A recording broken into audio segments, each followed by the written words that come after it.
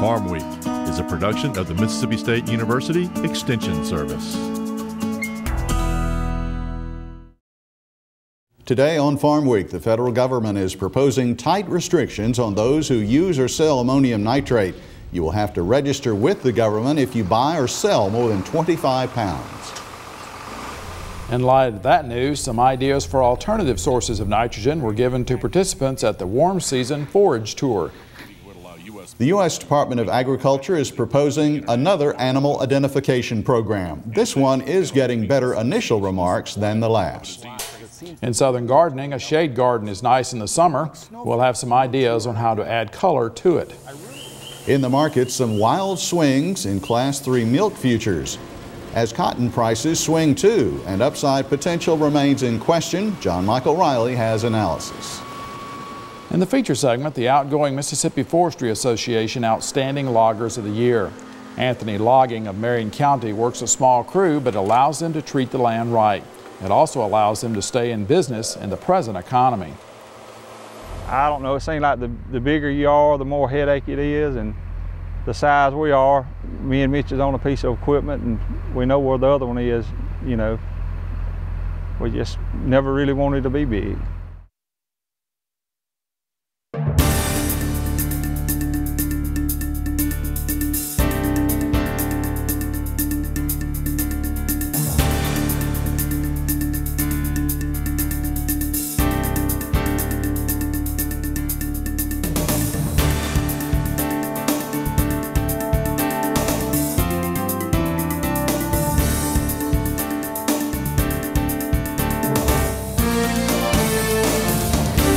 Good day, everyone. I'm Leighton Spann. And I'm Artist Ford. Welcome to Farm Week. The federal government is proposing new regulations on ammonium nitrate fertilizer that would require most growers and sellers to be registered to handle it. Artists, for those unfamiliar with ammonium nitrate, it's a common source of nitrogen fertilizer for gardeners and farmers. It's also explosive when used improperly. Bomber Timothy McVeigh used 2 tons of it to blow up a U.S. government building in Oklahoma City in 1995. Progressive Forage magazine reports the U.S. Department of Homeland Security is proposing that if you buy or sell 25 pounds at a time, you will have to register to do it. That's a small amount, so it would affect a lot of people and businesses. Users and sellers would be required to keep their own records for at least 2 years. Some handlers would also be required to report to federal authorities any theft of ammonium nitrate with 24 hours of discovering it. Other countries, including Germany, Colombia, Ireland, and China, have banned sales of ammonium nitrate. Grower groups are concerned over whether many users would have the computers or computer skills to comply with these reporting requirements. The 120-day public comment period on the proposed regulations ends in early December. The potential new regulations for ammonium nitrate sellers and buyers was one of the subjects at the recent Mississippi State University warm season grass forage tour. The proposed regulations could restrict access to the fertilizer, so growers will need substitutes. Farm Week's Amy Taylor has the story. One of the major concerns discussed at the recent warm season grass forage tour was limited access to ammonium nitrate, a fertilizer highly dependent on for crop and forage production. Mississippi State University Extension forage specialist Rocky Lemus elaborates on the issue. Ammonium nitrate is becoming very hard to obtain. The reason for that is because it can be used as explosive. So the Department of Homeland Security have put in place several regulations and storage conditions that have to be met for producers to have access to ammonium nitrate. So some of the research that we're doing focuses on looking at what kind of impact urea or urea ammonium sulfate might have in yield production, but also in soil quality such as pH, forage quality. I don't expect it's going to be a major concern in the long term. Producers are going to be looking at utilizing some of the alternative sources of nitrogen that we have. Lemus says using an alternative fertilizer such as poultry litter can actually benefit producers because it's easier on the pocketbook. MSU research associate Brett Rushing discussed bioenergy sources at the tour, where he explained the characteristics of switchgrass and giant miscanthus. I typically concentrate on switchgrass. It is a native warm season grass that has multiple venues for use. You can use it as a biomass feedstock. for conversion to cellulosic ethanol or bio-oil production, but you can also use it for grazing for cattle, and then you could also hay it for cattle as well. Giant miscanthus is what we call a dedicated energy crop, which means once you plant it, you are producing it for bioenergy, not for grazing or for wildlife. It's hard to get rid of once it becomes established. However, the yield in comparison to switchgrass is almost double that. We see yields ranging from 16 to 18 dry tons per acre, whereas switchgrass we're getting 8 to 10 tons. Rushing says in comparison to vehicle exhaust generated by fossil fuel, these bioenergy resources are more environmentally safe. From Mississippi State University, I'm Amy Taylor reporting. Next, we have some details of the new food animal identification system proposed by the U.S. Department of Agriculture. The first case of mad cow disease in the United States was discovered in late 2003. 2 more cases have been confirmed in the last 7.5 years. The USDA first proposed a voluntary system that would allow it to rapidly trace disease discoveries. It was withdrawn, however, due to a lack of support. Now a mandatory system is being proposed. We have this story from Market to Market. In the wake of America's only confirmed case of mad cow disease in December of 2003, it became clear the ability to trace the origin of any animal in the U.S. was elusive at best. To that end, USDA began formulating a method that would allow for quick response in the event of a disease outbreak.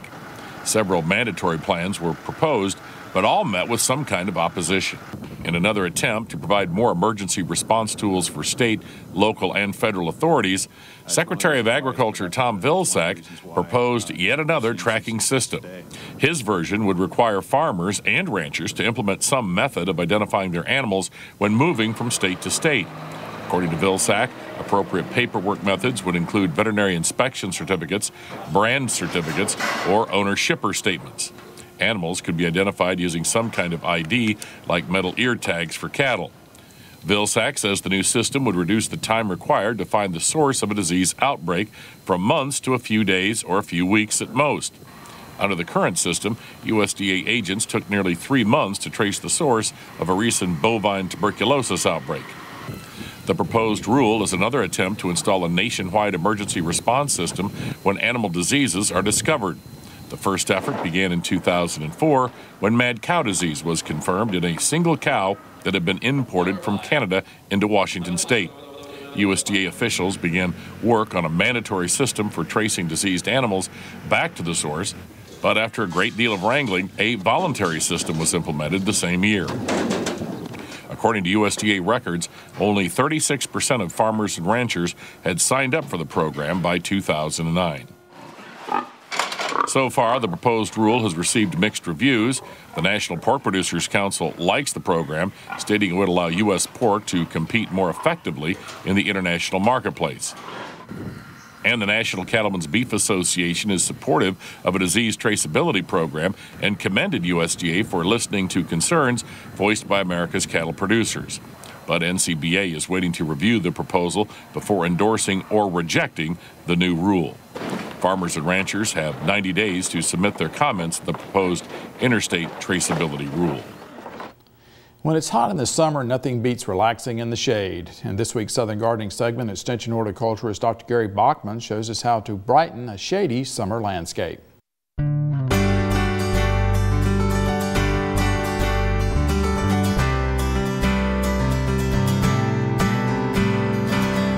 When wanting to relax on a hot summer afternoon, I head for the shade. Today I'm at the Hendersons, enjoying their cozy shade garden. The white picket fence is a classic way to define garden borders that creates the feeling of comfortable simplicity. Along the outside, there are plantings of daylily, red knockout rose, and the pink flowers of Choctaw crepe myrtle. Mexican petunia, with its purple trumpet-shaped flowers, adds height and interest along the picket fence. I was fascinated watching the bees collecting pollen. But it's inside the fence I find most relaxing.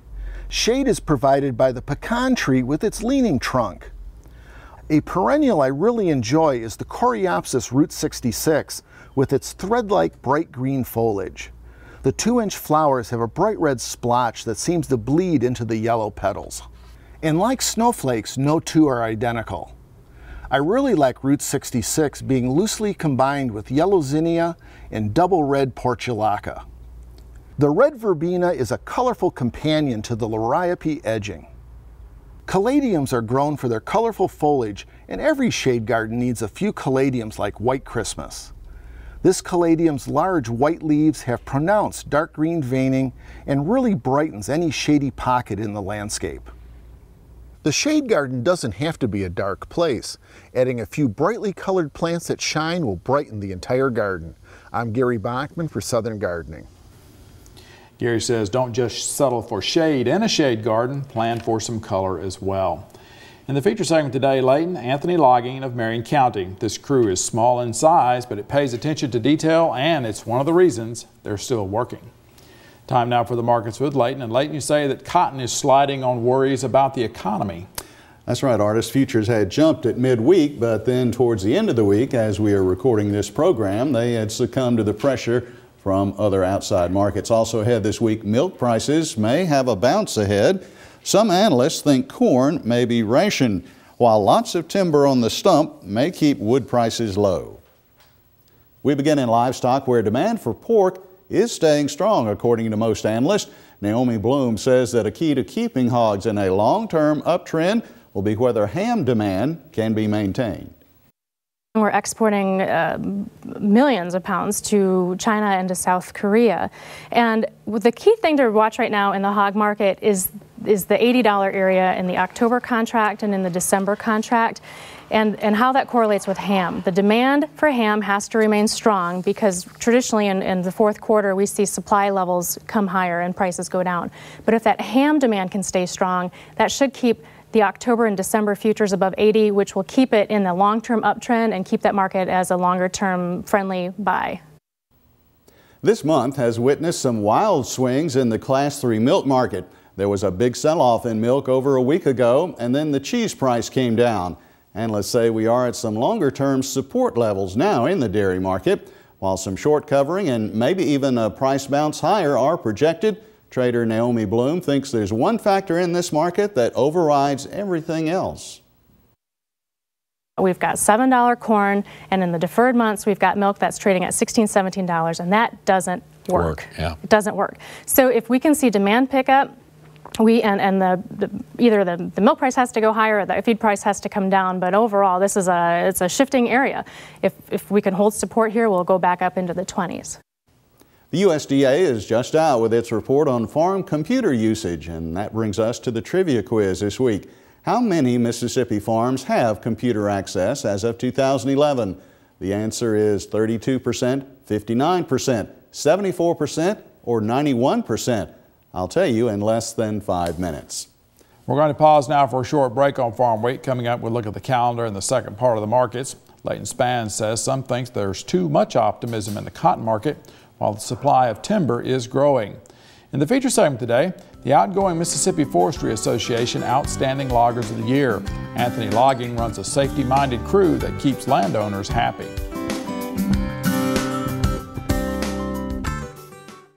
I've got a lot of choices to make in the coming years, and I really want to make sure that I get it all right. I want to discover who I am, where I belong, what my dreams are. I want to find my hidden talents and see where those skills can take me in the future. I need leadership given today to help me make the right decisions tomorrow. And I have that with Mississippi Forage. Before we get back to the markets, let's look at the Farm Week calendar. The Mississippi Agritourism Association will hold its summer farm tour on Saturday, August 27th. It's for those already involved in agritourism or those who are just interested. You'll tour 2 operations with different focuses in South Central Mississippi. It starts at 9:30 a.m. at Swan Creek Farms in Waterfowl Park. That's located at 14 Joy Drive, Silver Creek. The second stop will be after lunch, about 35 miles away at Mitchell Farms near Collins. The cost is $15, and that includes lunch and breaks. We'll have directions on our Farm Week website. A dairy farm forage tour takes place Wednesday, August 31st. The location is the Smith Dairy Farm and Country Girl Creamery on 2003. 203 Sammy Joe Road, Lumberton. The farm is located about 11 miles east of Poplarville. The hours are 10 a.m. to 2 p.m. Participants will learn about the growth and storage of forages on a forage-based dairy farm. Go to our Farm Week website at farmweek.msucares.com for information on these and other events. Now check out this Farm Week snapshot.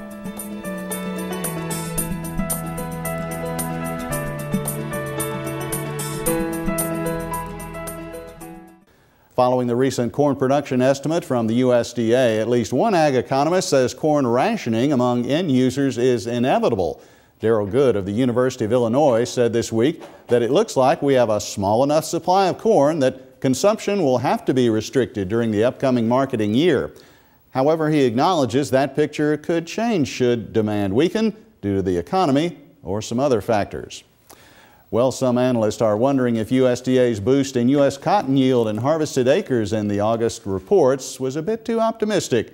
Extension Ag economist John Michael Riley has been giving that some thought and shared some answers on Thursday morning. John Michael, let's begin first. Let's revisit those August 11th report numbers briefly. Yes, this is the first month of objective field data that comes in to be reported. As a result of that, a slight increase in the harvested or yield per harvested acre, and also a slight bump in number of harvested acres for this filters on down into a larger production number, and then on down the line into a larger ending stock number. So overall, a fairly bearish report. Well, in the days since that August 11th report, seemed to be some skepticism amongst analysts about, these numbers that maybe it's a little too optimistic. What's your feeling? Well, they bumped the yield from 800 to 822 month over month. Again, first month of objective yield data, but you can't overlook the fact that there is a tremendous drought in Texas. Of course, Texas's harvested acres just pitiful. 52% abandonment rate for Texas versus 4% last year. So a lot of those acres are just not going to be touched, and those don't go into that yield number, but still there is some skepticism there just because of the extreme heat that we've been experiencing, the tremendous drought in the southwestern region of the U.S. I guess I can understand that bit of skepticism.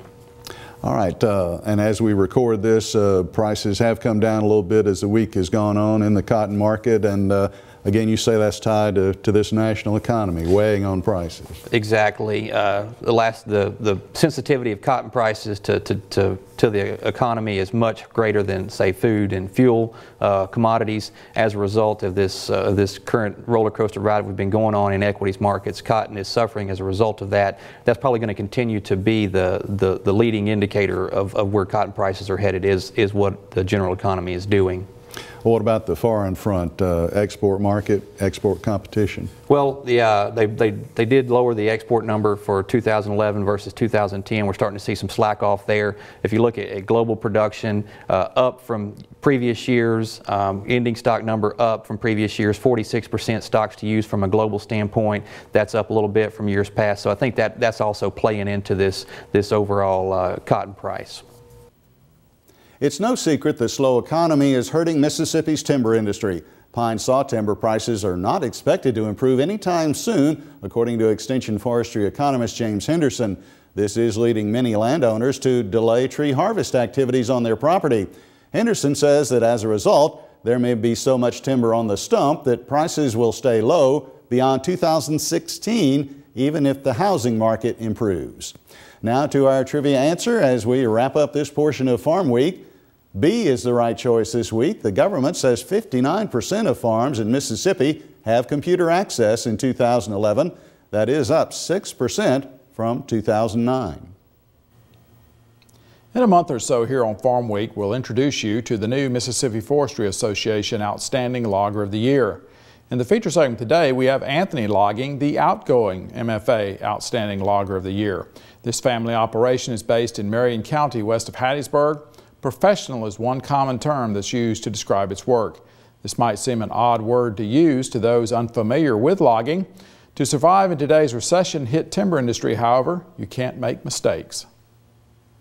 You know, when we ride down the road and we see a tract of timber we thin, and we want somebody to say, man, that looks good out there, and that's what we shoot for.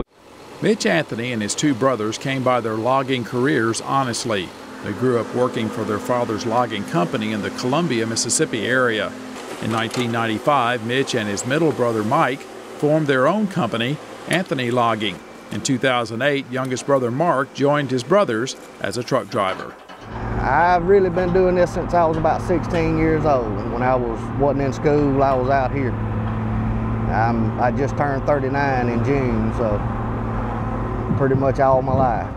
The Anthony Logging crew is small, which may have helped it weather the present recession. There are 3 in the woods, Mitch on the feller buncher, Mike on the knuckle boom loader, and Calvin Garner mans the skidder. Brother Mike and Andy Sosha drive the 2 trucks. Contract trucks are hired as needed. Mitch's wife, Kimmy, handles the payroll and bookkeeping. Being small and experienced has contributed to the crew's excellent safety record. There have been no lost time accidents since 1998. I don't know, it seems like the bigger you are, the more headache it is, and the size we are, me and Mitch is on a piece of equipment and we know where the other one is, you know. We just never really wanted to be big. Nobody on the ground, of course, you know, that contributes a lot, but everybody just knows what they got to do, and we try not to get too congested all at one time. To me, that's got a lot to do with not getting anybody hurt, you know. Family oriented, real close. They're all CPR first aid certified. So, you know, it says a lot about the guys. They're top-notch crew. Safety is a part of the job at Anthony Logging. Safety training takes place regularly, including defensive truck driving and fire drills. Anthony Logging provides all safety equipment to its employees, including steel-toed boots. Seat belts are worn at all times on power equipment. Anthony Logging is versatile. It can handle both thinning and clear cuts. Anthony Logging has worked since July 2010 as a contract logger for Miles Lumber Company of Bogalusa, Louisiana. Prior to that, the company logged many years for Weyerhaeuser. Chris Williams of Miles says the Anthonys do an excellent job of merchandising. That is, separating the timber according to its size and type, sending it to the mill where it will bring the most money. A critical skill in good times, but even more so now. Everybody knows we're on hard times. The lumber markets are down, the economy's down, and every dollar has to go a long way nowadays. These guys were a good fit for us, and I think we're a good fit for them. They do a good job, and no matter what they do, whether it's clear cutting or thinning, I'm glad to have them with us on our team. Baxter Rowley of the Mississippi Forestry Commission and the Marion County Forestry Association helped nominate Anthony Logging for the award.